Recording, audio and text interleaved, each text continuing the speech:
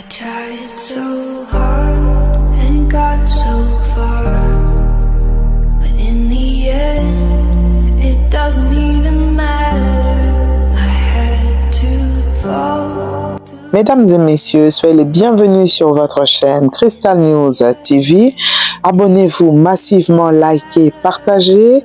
À vous les claviers, n'oubliez pas d'activer la cloche de notification afin de ne rien rater nos publications. Mesdames et messieurs, merci beaucoup pour votre fidélité, merci pour l'écoute, merci pour l'attention que vous me faites part. Au grand jamais, tant que je serai président de la République démocratique du Congo, j'honorerai en face de moi la délégation du M23 ou de l'AFC, là où je ne sais pas, pour négocier. Jamais.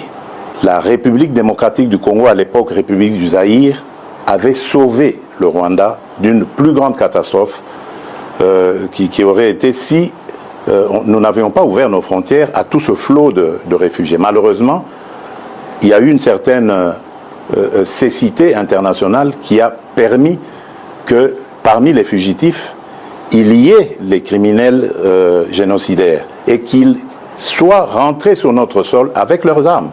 On ne les a pas désarmés. Aujourd'hui, l'enfer est parti du Rwanda et est arrivé chez nous. Et on nous abandonne à notre propre sol. Le Congo seul contre tous. Et oui, le président Félix Tshisekedi, celui qui est actuellement le président de la République démocratique du Congo, qui a été élu démocratiquement et qui a emporté donc les élections en 2024, est actuellement confronté donc à une invasion rwandaise à l'est du pays qui est sans précédent. Parce qu'à l'heure actuelle où je vous parle, il y a des troupes rwandaises qui sont sur le sol congolais. Et cela est une violation des lois internationales concernant donc les territoires d'un pays. La question que tout le monde se pose, c'est, à l'occurrence là du Rwanda, pourquoi est-ce qu'un pays prendra-t-il le risque d'envoyer ses soldats dans un autre pays? Que vont-ils chercher? Quel est le but? Pourquoi prendre un risque aussi important de déclarer la guerre à son voisin? Nous allons tenter de comprendre pourquoi est-ce que le Rwanda s'acharne depuis 30 ans à déstabiliser l'Est de la RDC et qui est derrière lui et quel est leur but? Il faut qu'on se le dise la vérité. C'est qui le M23? La Commission a passé un accord avec le Rwanda pour nous fournir des matériaux dont le Rwanda ne dispose pas. Et du coup, l'armée rwandaise va en RDC chercher ces matériaux-là, ces matières premières. Le prix de ça, monsieur le commissaire, c'est des violations du droit humain. Le prix de ça, c'est des crimes de guerre commis par l'armée rwandaise. Le prix de ça, c'est des enfants soldats qui sont utilisés. Monsieur le commissaire, est-ce qu'on va enfin relier les valeurs aux pratiques? Est-ce que vous allez arrêter cet accord avec le Rwanda? Est-ce que vous allez chercher un autre type d'accord avec le Rwanda? Est-ce que enfin vous allez reconnaître que le prix de notre autonomie stratégique, ça ne peut pas être la violation des droits de l'homme, ça ne peut pas être la complicité dans les crimes de guerre? Mesdames et messieurs, fidèles téléspectateurs, je crois que vous l'avez très bien compris. Le Rwanda se permet de violer les lois internationales en bafouant le sol congolais, tout simplement parce qu'il vient dépouiller les Congolais de leurs matières premières pour les revendre justement à la communauté européenne, dont également les États-Unis. Pourquoi? Parce que ces matières premières sont essentielles à l'économie mondiale. En effet, ces Rwandais, ils sont venus parce que, je dirais comme le président Félix Tshisekedi le dit si bien, leurs marionnettes, donc les M23, Il faut qu'on se le dise la vérité. C'est qui le M23? sous couvert donc de M23 qui se font passer pour des rebelles. Et l'armée rwandaise maintenant ne se cache plus puisqu'elle ne se met plus à l'arrière donc des M23 qui terrorisent la population de l'Est de la République démocratique du Congo. Maintenant, ils sont présents. Ils ont pris la ville de Goma et maintenant, il est plus que nécessaire que le président Tshisekedi puisse vraiment arrêter les négociations, aller droit au but, demander la libération de son territoire par les soldats rwandais. Il va falloir éclairer tout ça. Et puis attaquer vraiment de fond cette guerre. Effectivement, le président Félix Tshisekedi est affaibli parce que derrière le Rwanda, c'est un tout petit pays. Vous-même, vous avez pu visualiser donc le Congo et le Rwanda. Je vais vous mettre donc une image de la carte pour pouvoir avoir une idée. Parce que la question que tout le monde se pose, c'est comment un petit pays comme le Rwanda peut déstabiliser toute une région, peut menacer le léopard, le Grand Congo. Comment un pays comme le Rwanda peut inquiéter tout le monde? Et surtout, pourquoi est-ce que c'est silence radio du côté de la communauté européenne? Évidemment, la réponse est toute trouvée puisque ces rebelles de M23 soutenus par le Rwanda, dont le Rwanda lui-même est soutenu par la communauté européenne, dont les États-Unis également, qui lui fournissent des armes pour pouvoir combattre justement les FARDC qui sont les soldats de la République démocratique du Congo. L'M23 a été, comme vous savez, la raison de ces dernières manifestations. Le fait que les Nations Unies ne sont pas capables de battre l'M23. La vérité, c'est que l'M23 aujourd'hui est une armée moderne, avec des équipements lourds qui sont plus perfectionnés que les équipements de la MONUSCO. Et viennent-ils du Rwanda, ces équipements? Ils viennent de quelque part. Bon, vous semblez dire ils oui. Ils viennent de quelque part. De quelque part d'un côté. Ils ne sont pas nés dans la forêt. Ils viennent de quelque part. Ces soldats, ces rebelles ont des armes dernier cri sophistiquées. De même que l'Union européenne fournit des armes à l'Ukraine et que les États-Unis fournissent également des armes à l'Ukraine pour se battre contre la Russie, la même situation est actuellement en Afrique. Quand on compare la République démocratique du Congo, qui peut être comparée à la Russie, et l'Ukraine qui peut être comparée au Rwanda. Donc vous comprenez que là, la République démocratique du Congo ne se bat pas seulement contre le M23, il ne se bat pas seulement contre le Rwanda, mais il se bat également avec la communauté européenne. Pourquoi est-ce que la communauté européenne tolère ça? Pourquoi est-ce que la communauté européenne ne va pas traiter directement la vente de minerais dont ils ont besoin pour la patrie des voitures dites sans pollution, les voitures électriques qui ont besoin des batteries, et pour fabriquer ces batteries-là, on a besoin des matières premières. D'où viennent ces matières premières? Du Congo. Pourquoi est-ce que les entreprises occidentales ne vont pas négocier directement avec la République démocratique du Congo? Puisque pour fabriquer des téléphones, des iPads, des ordinateurs, ils ont besoin de matières premières qui viennent de la République du Congo. Pourquoi les Occidentaux ne vont-ils pas traiter directement avec la République démocratique du Congo pour la fabrication des fusées, pour la fabrication des bombes nucléaires, pour la fabrication des téléphones portables, pour la fabrication des ordinateurs, pour la fabrication des télévisions, pour la fabrication de tout ce dont ils ont besoin pour l'émancipation de leur entreprise et d'un commerce équitable. Puisque tout vient du Congo.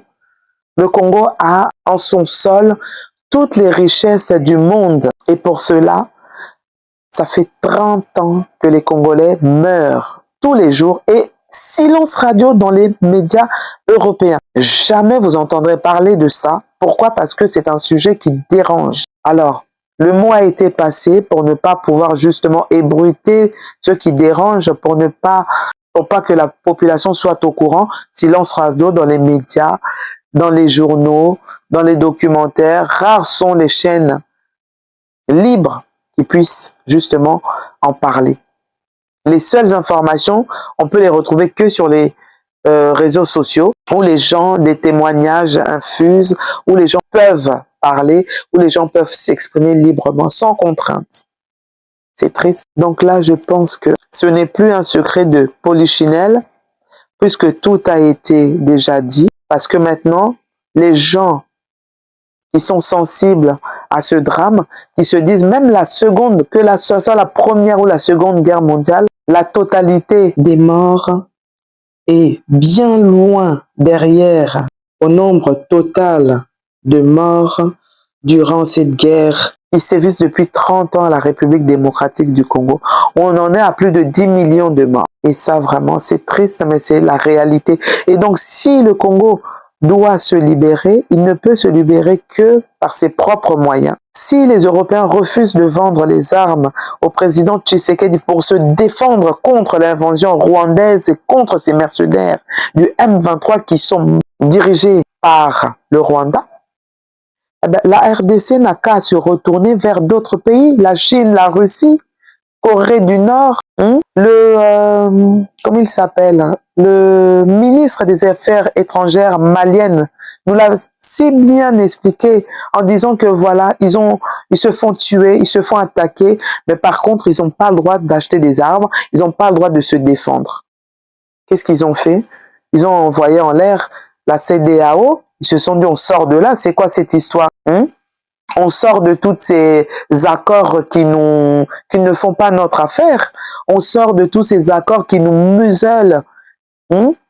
Donc voilà, je pense que il est temps maintenant que le président Félix Tshisekedi, soutenu par sa population, vous avez pu voir les marches qui ont lieu actuellement partout dans les capitales européennes, partout, même en Afrique. Les gens se lèvent pour dire stop. Stop, stop, stop, stop. À la balkanisation, stop à tous ces morts de l'Est du Congo, tout ça pour une histoire de minerais. Est-ce que la vie d'un Congolais n'a pas de prix? Est-ce que la vie d'un Congolais ne vaut-elle rien? Telle est la question. Mais en tout cas, grâce à Dieu, il y a certains pays d'Afrique qui soutiennent le président Tshisekedi, notamment l'Afrique du Sud, notamment l'Angola aussi on a vu également le Burundi, il me semble. Donc je pense que là, la République démocratique du Congo a besoin de nos frères africains, partout qu'ils soient, pour pouvoir le soutenir. Pour dire non aussi. C'est une façon de dire non aussi à la barbarie. Voilà.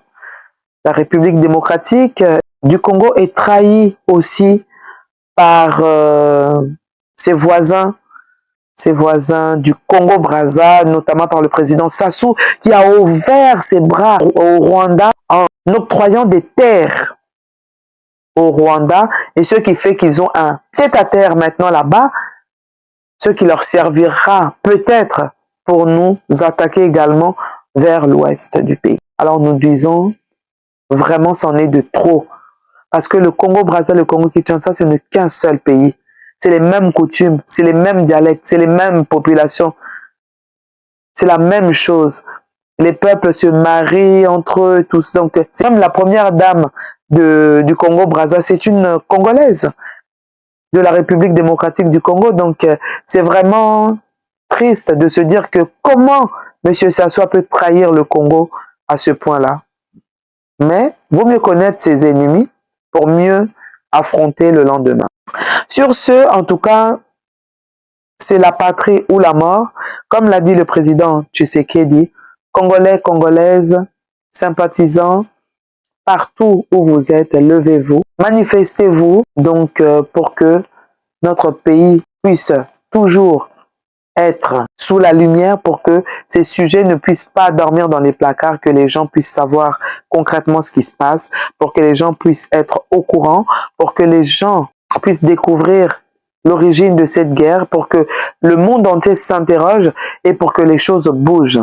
Soutenons nos soldats de la FARDC qui luttent vaillamment avec nos sentinelles Wazalendo qui nous ont pas lâchés. Donc voilà, courage à vous, PARDC, courage Monsieur le Président Tshisekedi, vous n'êtes pas seul, tous les Congolais sont derrière vous. Sur ce, je vous dis bye bye. Nous sommes attaqués par un complot international. Ce n'est pas les Rwandais. C'est juste un complot contre le Congo à cause de nos minéraux. Avant de commencer, nous allons tous enlever les casquettes pour chanter notre hymne national. Merci.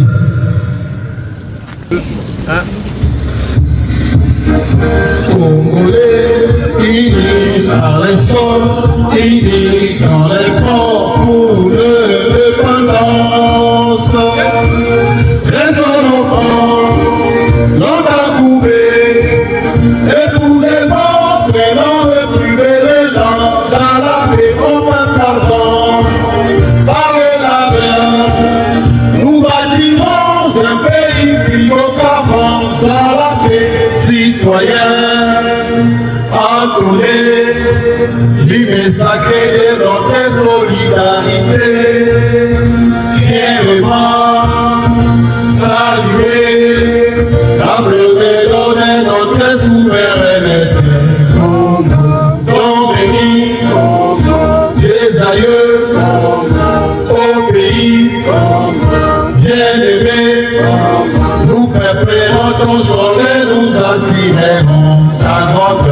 30 juin, au nous soleil, 30 juin, du 30 juin, jour sacré, sois les témoins, jour sacré des l'immortel, servant des libertés, et nous léguons à notre prospérité, pour toujours.